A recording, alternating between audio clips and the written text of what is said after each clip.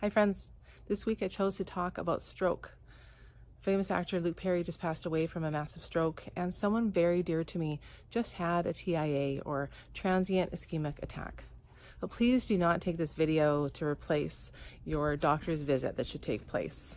But I am a nurse, so I would like to pass on some information. So, what is the difference between a stroke and a TIA? Well, a TIA, otherwise known as a mini stroke, serves the purpose of a warning, but also as an opportunity. They are very similar. They are caused by the same thing. So a stroke or a TIA is caused by a blockage of an artery that can be caused by either atherosclerosis, that's a hard word to say, which is actually like fatty deposits in your arteries, or it could be caused by high blood pressure, diabetes. And so what ends up happening is that those blockages blocks oxygen and nutrients to your brain. If those blockages occur in an artery that blocks the nutrients and oxygen to your heart, well, then you have a heart attack. But if it blocks the oxygen and nutrients to your brain, well, then you have a stroke.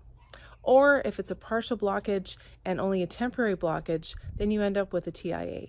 So in a TIA, your symptoms, which can be the same as a stroke, could be the slurred speech, the facial drooping, lack of coordination, inability to move on one side of your body.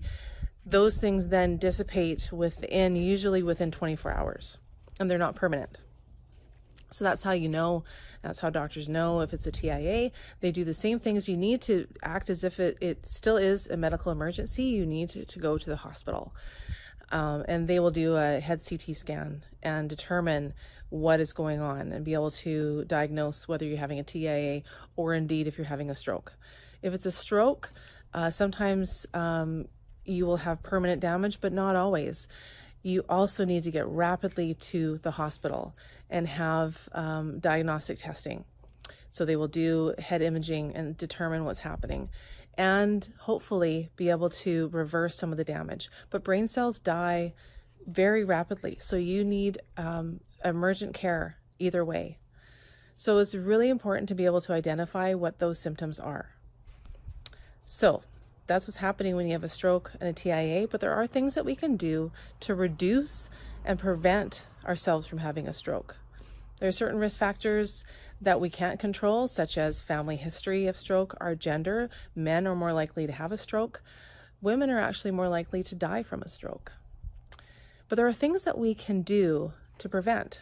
So things like eating our fruits and vegetables, eating more fish, or if you don't like fish, you can take an omega-3 supplement.